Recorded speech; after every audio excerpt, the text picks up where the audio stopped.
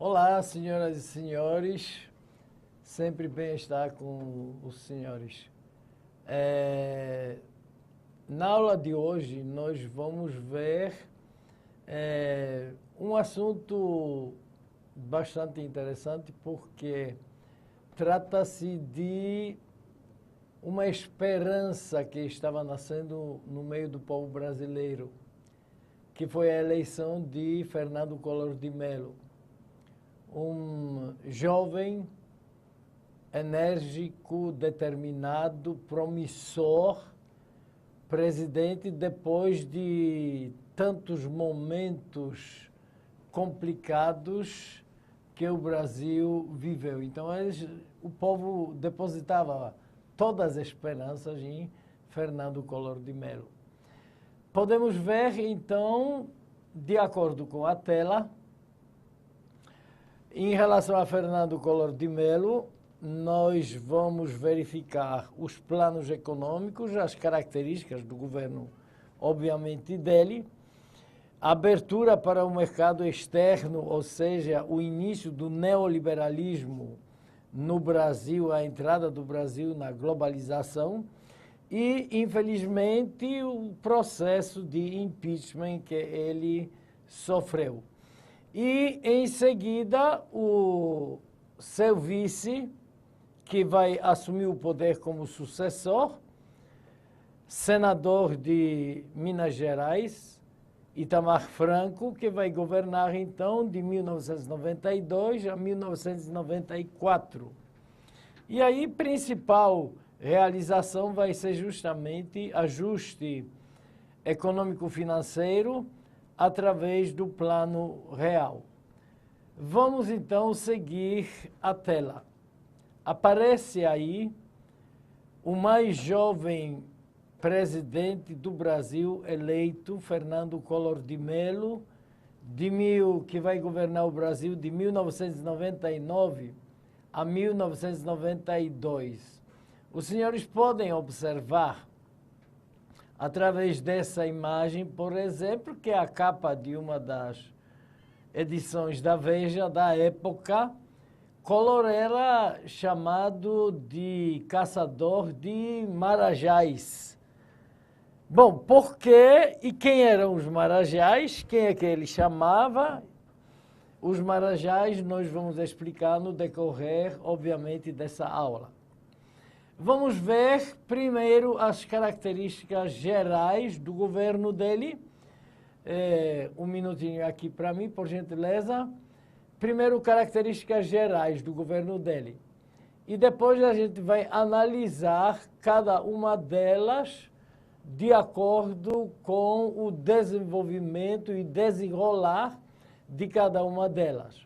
Assim, por exemplo, entre as características do governo, voltando para a tela, então, por favor, nós temos o combate aos marajás, nós vamos ter o início do processo das privatizações, então, a entrada na era da globalização, neoliberalismo.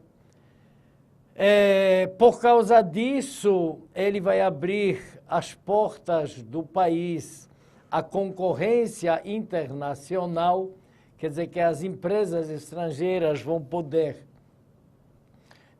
ter a participação, obviamente, no processo todo da estrutura e produção econômica no Brasil, justamente como era o mundo. Mas nós vamos ter algumas questões polêmicas, como, por exemplo, essa daqui que apareceu. O que passou a ser chamado de confisco de 80% da moeda circulante no país. Bem que, mais em diante, eu vou explicar claramente essa questão, por isso eu coloquei aqui o confisco, como os senhores podem observar, entre aspas, porque realmente foi confisco ou passou a ser chamado de confisco. Depois, nós vamos ver todo o plano Collor, plano econômico para o Brasil, de Fernando Collor de Mello, que também era chamado de Plano Brasil Novo. E Além disso, ele extinguiu o Cruzado Novo e restabeleceu o antigo Cruzeiro.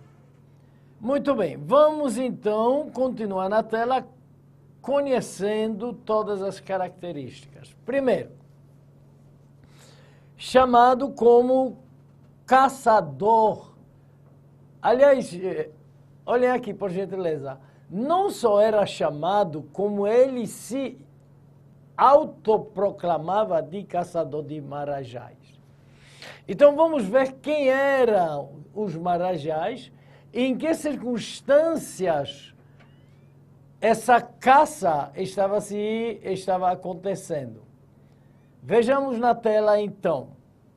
Como governador de Alagoas, e aqui novamente por gentileza para mim, ele foi ele foi prefeito de Maceió, ele foi ainda no governo militar, porque ele era da Arena, então era indicado como prefeito de Maceió, ele foi governador de Alagoas desde 79, portanto, também na época ainda da ditadura, indicado pelo presidente, mas depois ele foi eleito em 1986, novamente só que agora é eleito novamente governador de Alagoas. E justamente o contexto que nós vamos desenvolver, ele se refere a esse período, quando ele é governador de 1896, e depois para disputar as eleições, obviamente ele vai deixar o cargo de governador para assumir a presidência.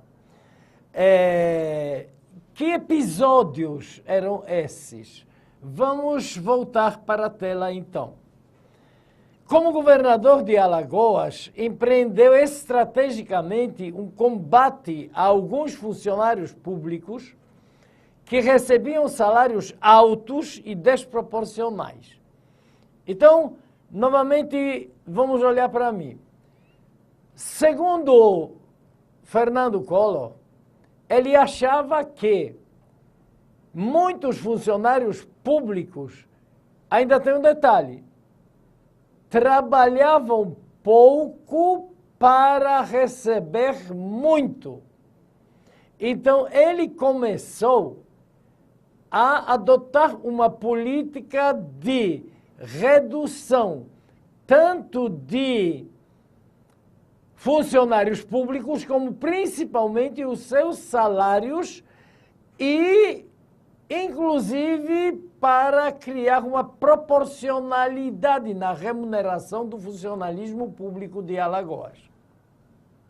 Voltando para a tela, vamos para a segunda questão. Anunciou com estardalhaço a cobrança de 140 milhões de dólares como governador dos usineiros do Estado para com o Banco do Estado de Alagoas. Senhores, novamente, por gentileza, olhem aqui. Com esse ato, com esse gesto, Collor começou a ser popular praticamente em todo o país. Porque nunca ninguém, nenhum governador ou presidente se atreveu a tomar esse tipo de atitude. Senhores, 140 milhões de dólares ele cobrou o que os ricos usineiros de Alagoas deviam ao Banco de Alagoas para devolverem ao Banco do Estado. Então, a partir daí, ele aparece ser um homem estadista que quer cuidar das contas regulares do Estado. Consequentemente, já dá para perceber uma característica dele, até então, contra a corrupção. Vamos para o terceiro item, voltando para a tela, por gentileza. criou um programa de enxugamento da máquina administrativa alagoana, feito à base de demissões de funcionários públicos e extensão de cargos, órgãos e empresas públicas. Novamente, para mim, por gentileza. Nunca ninguém tinha feito isso na história moderna do Brasil. Então, apresentava-se como um homem decisivo, coerente, perfeito, e querendo consertar a máquina pública como governador em estado de Alagoas. Então, essas atitudes, obviamente, soaram muito bem pelo Brasil afora. Porque, inclusive, mais em diante, ele vai dizer que o funcionário público ele é um mau produtor e recebe muito. Que a empresa pública é o cabide de emprego. Então, por isso era a favor das privatizações, porque numa empresa privada se trabalha por produtividade. Então, tem que fazer. E não por horas de trabalho. Porque durante uma hora de trabalho você pode fazer muito, mas também você pode não fazer nada e você recebe, segundo o Collor, o mesmo salário daquele que trabalhou e produziu muito durante uma hora. Vamos então seguir na nossa tela. Se considerava e era considerado como guardião da moral, justo diante das atitudes que tomou como governador de Alagoas. Observem bem, por que esse título ou apelido guardião da moral? Porque combatia a corrupção, e como governador de Alagoas isso estava na cara, e a vertiginosa taxa de inflação. Inclusive, olhem para cá, por gentileza, ele dizia que a inflação, um dos frutos de elevação, a inflação ser elevada, era justamente a prática da corrupção. O que mais interferia justamente no controle da inflação. Seguindo mais. Qual foi o argumento favorável a essas políticas como governador de Alagoas? Acompanhando os senhores, vejam só o que eu já tinha dito. Era que as estatais eram improdutivas, davam prejuízo, estavam endividadas, eram cabides de emprego, um canal propício à corrupção e sobreviviam somente devido aos subsídios governamentais. Senhores, aqui por gentileza, exatamente o que eu acabei de dizer agora há pouco. Porque o funcionalismo público tem garantia de emprego, mas não quer dizer que produz, segundo o Collor. Então, por isso que ele dizia que uma empresa pública, ela é improdutiva, ela dá prejuízo, ela é endividada. Por quê? Porque a produção justamente é pequena. E aqui eu quero fazer uma pequena ressalva, senhores, em relação, por exemplo, ao mundo comunista. Qual foi, entre várias, uma das principais razões da queda da ditadura comunista, por exemplo, soviética ou de todo o leste europeu, por exemplo? Justamente porque todas as empresas eram estatais. Então, o que os funcionários começaram a perceber? trabalhando muito ou trabalhando pouco, recebia do mesmo jeito. Então, para que trabalhar muito? E aí, onde a produção das empresas estatais nas ditaduras comunistas começou a cair. Consequentemente, virou a bola de neve que descia cada vez mais para baixo, obviamente. Não pode descer para cima, então para baixo. E isso provocava realmente o fundo do poço na economia por falta da produção, obviamente, falta de produtos e assim sucessivamente. E o segundo argumento, apenas que, voltando para a tela, enquanto as principais empresas, ele justifica agora, privatizadas como são os casos da Companhia Vale do Rio Doce e da Companhia Siderúrgica Nacional, eram empresas lucrativas e competitivas como empresas, olhando para mim por gentileza, privatizadas. Porque aí tem que ter produção. Ali a remuneração é pela produção e não pelo tempo de trabalho. Lembrando que as duas grandes siderúrgicas foram criadas como empresas estatais no governo de Getúlio Vargas. Mas aí as circunstâncias históricas eram completamente diferentes. Próxima questão do governo de Fernando Collor. A introdução do neoliberalismo no Brasil. Seguindo a tela. Primeiro item.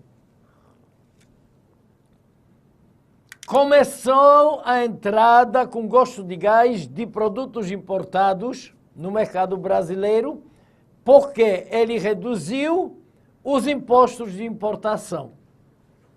Segundo, então, obviamente, só aqui por gentileza, então, obviamente, se entravam os produtos, com o tempo vão entrar as empresas produtoras desses produtos.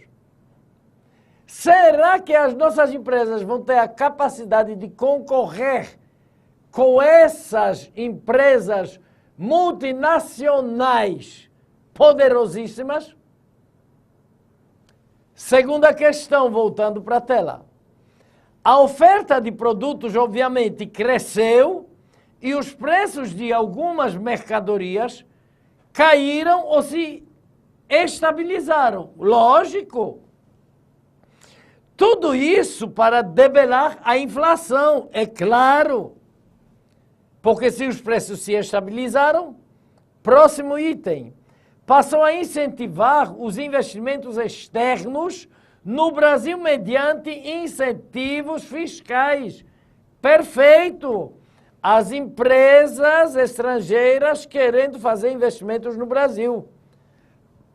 Próximo item. Privatização, então, das empresas estatais. Já comentamos sobre isso. A concessão para a exploração do sistema de transportes. Também a entrada de empresas estrangeiras. O fim da proibição da participação estrangeira nos setores de comunicação.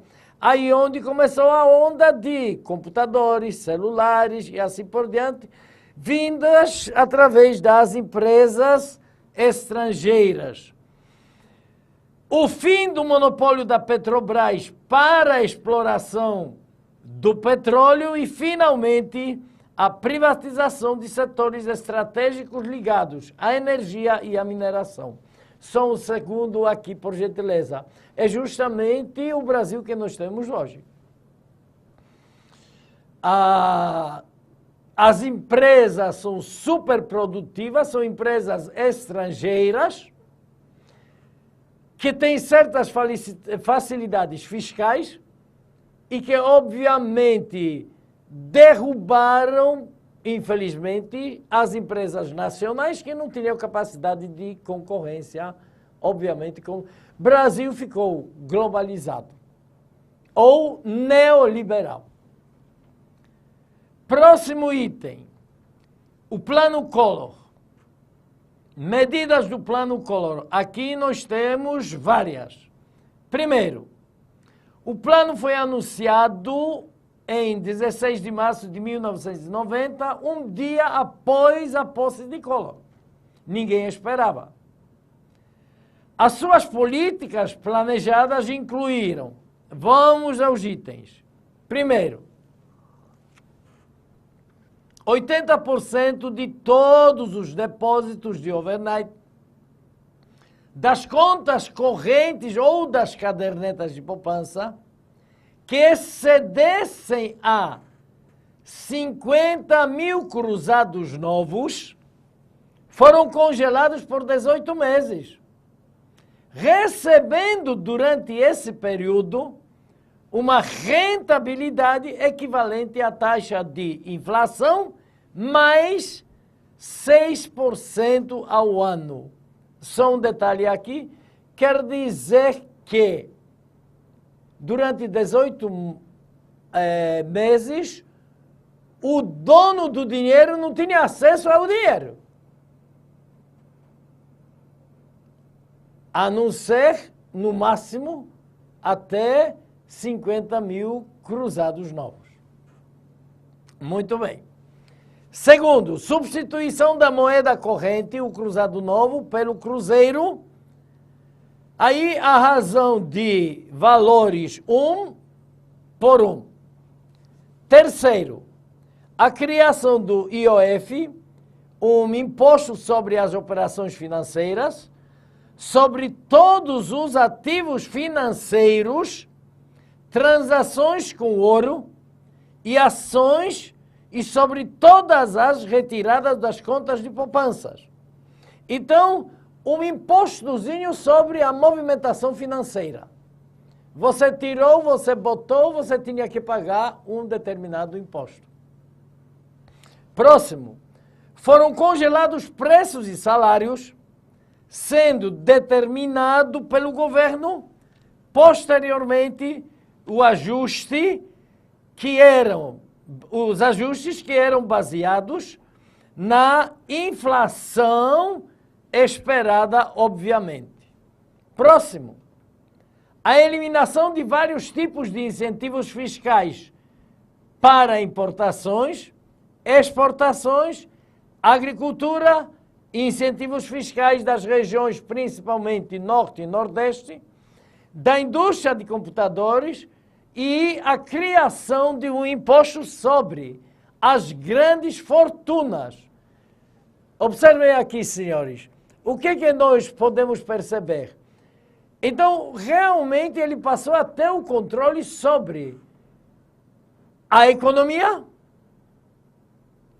tentativa de aquecimento dela e o sistema financeiro. Aparentemente, seria um plano espetacular. Mas vamos lá.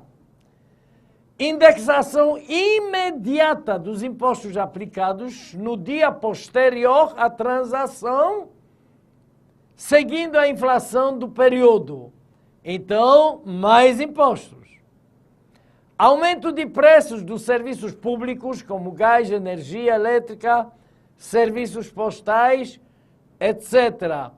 Isso era justamente para regular o congelamento de preços e salários, obviamente. Liberação do câmbio e várias medidas para promover uma gradual abertura na economia brasileira em relação à concorrência externa.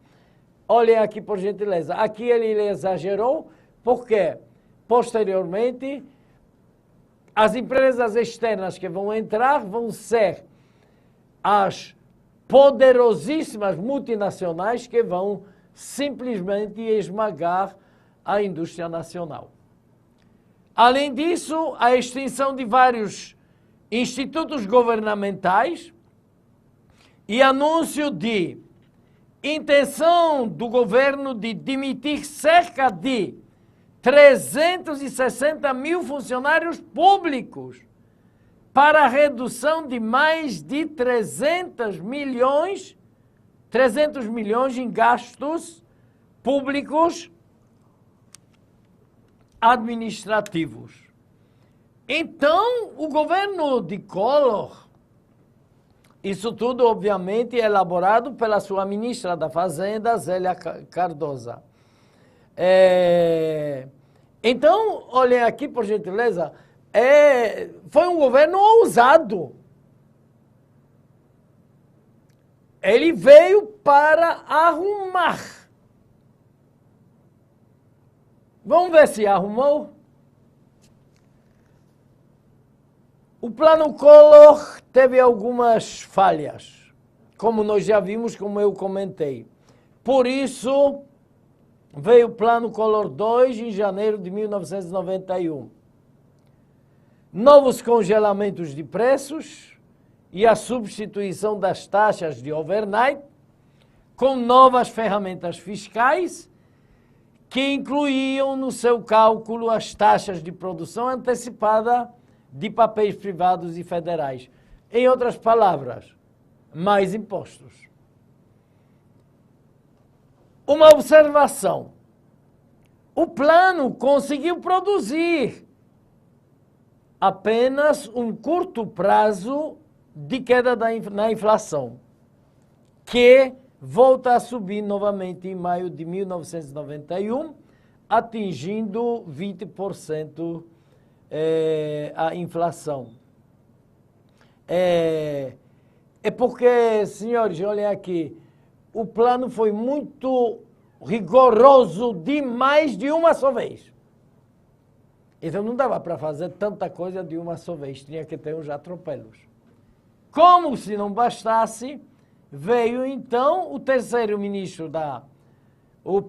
segundo ministro da Fazenda, Marcílio Marques Moreira, que criou também um novo plano econômico, utilizando uma combinação de altas taxas de juros e uma política fiscal restritiva, quer dizer, para ter o controle entre a produção, gastos e salários. E, obviamente, a fiscalização, ou seja, a política fiscal. Ao mesmo tempo, os preços foram liberados e o empréstimo de 2 bilhões de dólares do Fundo Monetário Internacional garantiram as reservas internas. Perfeito. Só que muito desse dinheiro começou a ser corrompido e desviado, inclusive pela própria cúpula do governo Collor. O próprio irmão de Fernando Collor, Pedro Collor, que desmascarou os desvios de dinheiro, publicou entre os membros do governo, inclusive com a participação do ex-tesoureiro da campanha de Fernando Collor, Paulo César Farias, o famoso PC Farias, que, aliás, foi assassinado como queima de arquivo, obviamente, porque ele praticamente controlava todo o esquema, e aí a juventude decepcionada. Por quê? Olhem aqui, por gentileza. Por que a juventude decepcionada? Porque foi a primeira remessa de jovens que tinha o direito de votar. Então a galera foi votar confiante num jovem candidato à presidência, da forma como ele se apresentava, seguro. De repente, se sentem traídos, o meu voto, eu perdi, eu fui traído, fora Collor. E aí quando começaram a surgir os caras pintados, famosos, a galera pintava cores da bandeira, como as fotos, voltando para a tela, estão nos mostrando, e aí, infelizmente, Pedro Collor levou o impeachment, que na verdade a impeachment, além de Collor ser acusado pela corrupção, também podemos ver condenado pelo Senado por crime de responsabilidade e, consequentemente, tendo seus direitos políticos suspensos por 8 anos. Afastado do governo, quem assumiu o poder? Itamar Franco, seu vice.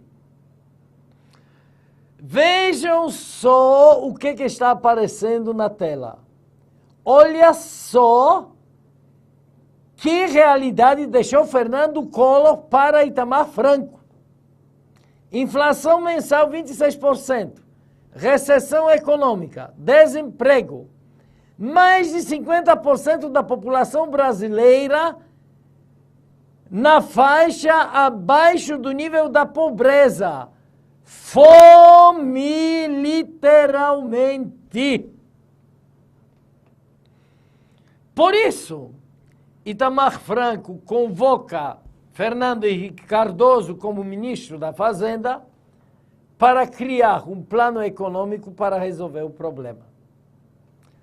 Qual era o objetivo? Acabar com a inflação, estabilizar a economia finalmente e sem o congelamento de preços e salários. Mas, senhores, continuem na tela, porque Itamar Franco, num lugar super público, vejam só, antes ainda essa observação sobre o Plano Real, que vai ser uma transição de Cruzeiro Real para o Real, que nós vamos ver já já. Mas vejam só essa imagem impressionante.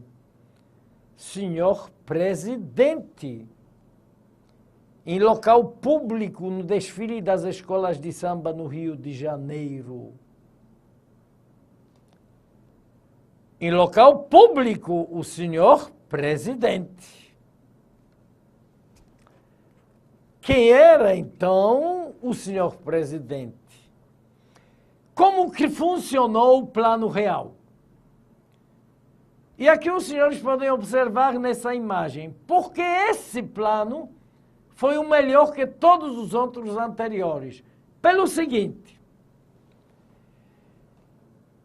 foi criada uma moeda fantasma, paralela, chamada de Unidade Real de Valores, URV, que servia, na verdade, como podemos observar, como um indexador, cujo valor era reajustado diariamente de acordo com a inflação. E os salários e os preços dos produtos foram convertidos também em URVs. Olha aqui, por gentileza. Então, como é que funcionava? A gente ia para o supermercado, desculpem, o preço de produto estava em URV. Então, custava quanto? Tantos URVs. Essa era a moeda circulante. Indexador, URV. Ok. Em 1º de julho de 1994, o Cruzeiro Real, então, foi substituído pelo Real, com valor equivalente a uma URV. Vamos ver se nós entendemos agora. Observem bem os senhores. Quando, em 1º de julho de 1994, uma URV chegou a valer 2.750 cruzeiros reais. Olhem para mim, por gentileza.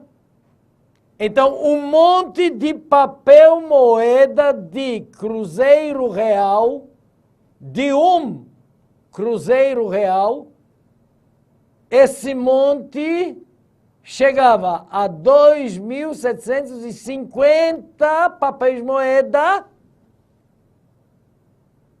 Esse monte simplesmente foi substituído por um papel moeda, que passou a ser chamado de real. Então, na verdade, só fazendo uma comparação, qual a diferença entre plano Collor e o plano real? Na prática, nenhuma. Por quê? O que Fernando Collor de Mello fez? Ele apenas retirou o excesso de papel moeda do mercado e isso representou 80% de papel moeda. Para que aquela quantidade de papel moeda que ficou no mercado, os 20%, passou a ter o valor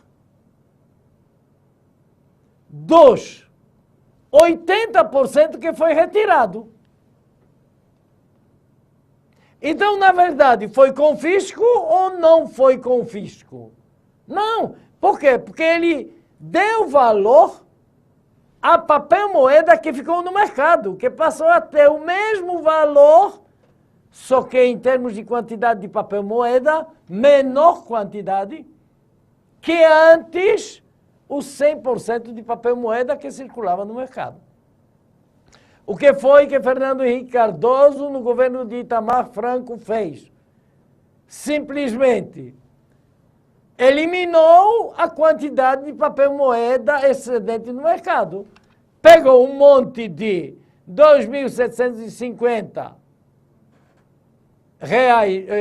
cruzeiros reais e trocou, jogou fora e trocou por um papel moeda. Então, aquele papel moeda real passou a ter o mesmo valor que aquele monte de papel antes. Na verdade, os dois fizeram. Os dois planos foram iguais. O problema qual foi? A aplicação deles. Collor fez de uma forma brusca e grossa e Fernando Henrique Cardoso fez de uma forma lenta, gradual, devagarzinho, que ninguém percebeu. Mas, na verdade, as realidades foram exatamente iguais. Quais as consequências do plano do plano real? Óbvio, preços fixos e o acesso a maior quantidade de produtos. Obviamente, por quê? Porque o dinheiro passou a ser valorizado. Antes, aquele monte não valia nada. Agora, um papelzinho vale o que antes valia aquele monte. Resultado, a valorização do real correspondeu à valorização do dólar. Um real tinha o mesmo valor que um dólar dos Estados Unidos. Senhores, por hoje é só. Muito obrigado e sempre desejando sucesso. Tchau, até a próxima.